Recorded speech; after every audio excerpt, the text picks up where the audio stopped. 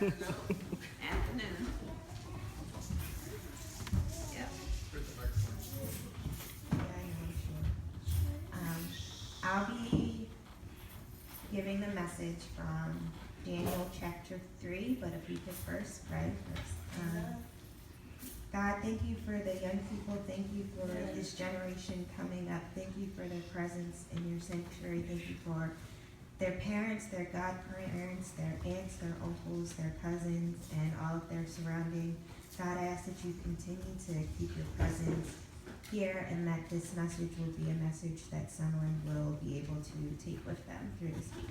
In Jesus' name, amen. Amen. So it's Daniel chapter 3. It's a very popular story on the furnace and fire of Shadrach, Meshach, and Abednego. But I'm just going to read it as a refresher. I can't hear you. Can you hear me now? They'll put it up a little bit.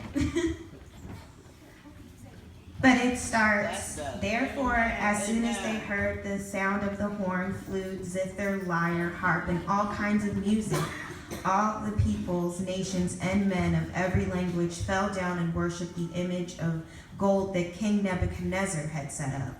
At this time, some astrologers came forward and denounced the Jews. They said to King Nebuchadnezzar, "O king, live forever.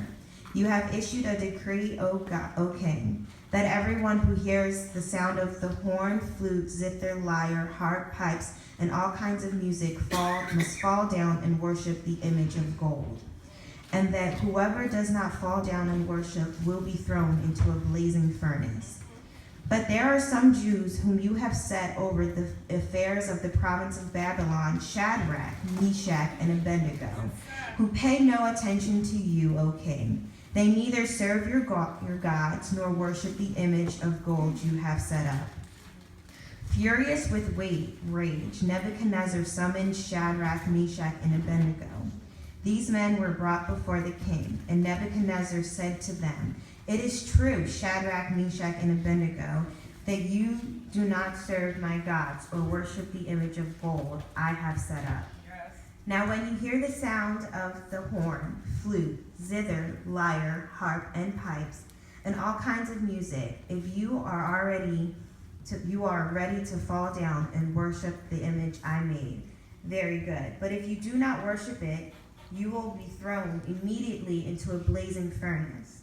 Then what God will be able to rescue you from my hand?"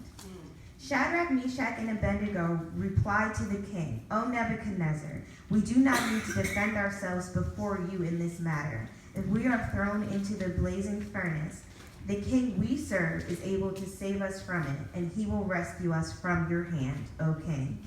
But even if he does not, we will want you to know, O king, that we will not serve your gods or worship them in the image of gold that you have set up." And it's focused on, if we are thrown into the blazing furnace, the God we serve is able to save us from it, and he will rescue us from your hand. Amen.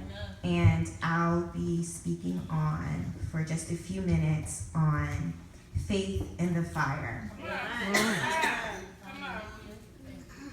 So every believer in our lives, from the age 33 to 93, will face a number of difficulties in their years ahead. And those years might be faced with confidence regardless of what happens, because you know that just like God was able to save Shadrach, Meshach, and Abednego from the fiery furnace, he will be able to help us in every situation. In our future, we'll find wide valleys, high waters, great obstacles, and we won't know how to cross or hurdle or jump over them. But God is able to do the impossible. Amen. We know for sure that we can handle everything in the next phase of our lives, in the next phase of this generation, in the next phase of this election season. We know that God is able to get us through it all. We know that in our financial situations, whether we have enough money or we don't have enough money, whether we have enough resources or we're still searching for them, we know that through all worries that God is able to get us through it all.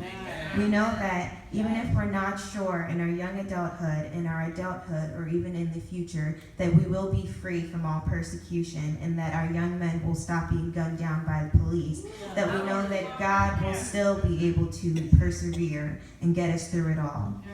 Though we might not be sure as a church where we are headed, we know that great things are expected, personal things are expected, and God will be able to get us through it all. And that's why we're going to focus on these 3 Hebrew boys when they said that they could get through the fiery furnace because they knew that God was in control and God was able to deliver them. Amen. So when we're looking at the years coming into our future, we have to remember that God is able to get us through. It's a familiar story where we know that most people will fall for the gods before them rather than the God who is above them and above all of them. We know that people fall for false privileges and they fall for words that come through. We know that there's a politician running for president right now and people are really falling for everything that he's saying, but we know that God still will prevail in this election season. We know that there are a lot of people who see that thou shalt have no other God before me, but they still fall for the brands, the names, and the likelihood that everything that they wear is what will make them fall for status and power. But we know that God is the one who will prevail and give us all that we need. And so I guess we'll look at it with these 3 boys who knew that I'm not going to bite the hand that feeds me. I'm going to bite the hand that will continue to provide for me. And while I may be without right now, I know that God will continue to give me in the future. So I guess I'm going to show, just like these boys, that I will follow God and I will be brave enough to go through the storm, just like soldiers in the army of the Lord. So last night I was talking to my friend. I met him at my other church, the church we were at before, and he's in the army, and we were talking just about his MOS and the missions and everything like that, and he kind of helped me to figure out what I was going to talk about today, and kind of how you drink the Kool-Aid a lot of times in society, and you drink the Kool-Aid of culture, and what people tell you is how we're supposed to act. And we'll watch TV and we'll see how they depict African Americans and how we're supposed to act. And we'll listen to society and we'll listen to the words that they say and towards the point that we get used to, oh yes, another gun shooting, police violence, brutality. Oh yes, this election is falling apart. But we have to remember to keep God in the center of everything. Amen. While we might follow the directions of our teachers who give us instructions, and that's how we answer the questions on the test, we know that we'll come to church and know that God is worthy, and God is the true person who will follow in the end. And God will be able to get us through those obstacles. And so the 3 Hebrew boys stood firm in God's word, and God rescued them from all harm and danger. And I'm impressed by the fact that the boys were able to stand through God's word without wavering, without having a doubt, and without having to think about whether or not they were going through the fiery furnace. They told Nebuchadnezzar, you can put us through the fiery furnace, but God will be able to get us through. And with that faith in our fires, that's how we should prevail. That's how we should respond to the obstacles. That's how we should respond to Halloween. That's how we should respond in the polls. We know that God will get us through our fiery furnaces and our obstacles. And when I was thinking about how hot the fiery furnace actually is, I looked it up, and it's about 7 times hotter than any normal person would have to withstand in the heat. But those boys stood in that furnace in the hot, and they could have had damage done, but they went through the violent flames, through their storm, through their fiery furnace, and it did not harm them because they trusted that God would get them through it. And through that fire, just like our fires, will prevail through good health, good spirits, good attitudes, and good looks, whether or not we can pay for those brands that they want us to pay for in the store. We know that God will continue to get us through those fiery furnaces. They walked out with the representation of the power of God, and that is the image that is greater than any other that we ever need. And if the church were to follow this truth correctly, then the story of our church would be similar to the story of Shadrach, Meshach, and Abednego. And if our country followed the same prevail, then our country would be in the likeness of God and in his image, just as he wants us to.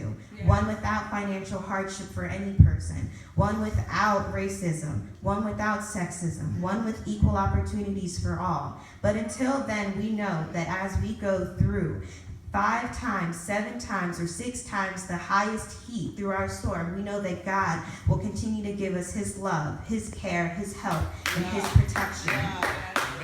And so there's 3 points that come through this. The fire was not meant to consume you, but to refine you.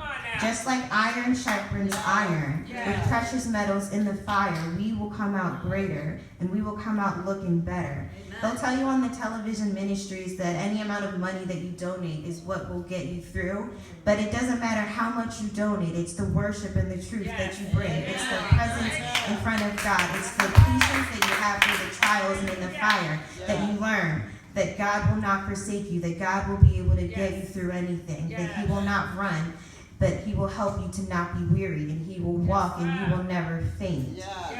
The second point is that the fire was also meant to destroy you, but in a way that you'll be held bound to the truths of God. You see, when you melt in fire, you then form into a new person, a greater person, a new experience, one that no one else will have before you. Sometimes in the fire of life, it can get so hot that you only will come out a new person, that you'll come out sweating everything that was done before you, that you will essentially have shaken the devil off, as the choir sung. And eventually your life will be new.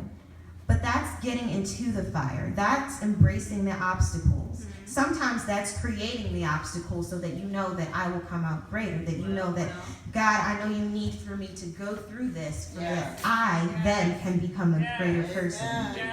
And those are the times when we embrace the fiery furnace. But there's also the time when we take ourselves to the fire, when we create the obstacles, when we make those mistakes, and then we have to rectify them. And we have to say, God, the only way that I know I can get through this obstacle is to go through the lesson that you have to teach me. And those are the deeper ones, where the fire is the one that you know the temperature, you know the damage done, but you also know how you can put the fire out. And that's how you tell God in his mercifulness, Jesus, show me the love that you have for me. Jesus, show me the love that you created in the Word. Jesus, show me the love that you had on the cross when you died for me. What they also mentioned in the story, if you read along, is that they found a 4th image in the fiery furnace, and that was in the image of Jesus Christ. You see, this is the Old Testament, and Jesus appeared in the New Testament, but it tells us that even in our mess, in our obstacles, in the fiery furnace, Jesus will continue to be by our side. Though we're still waiting for the truth and for the second coming, we know that on this Sunday afternoon that Jesus was with us in this worship, and that Jesus will continue to be with us as we continue on. So as we enter into a new month, as we enter into an election season, and as we enter into fall convocation of the AME Church in our historic year, we know that God will continue to be able to get us through, whether it's corrupt, crooked, or any other word that they can say about you, Jesus. We know that you will continue to be through us and that you'll refine us in the fire. So we'll continue to have faith in the fire.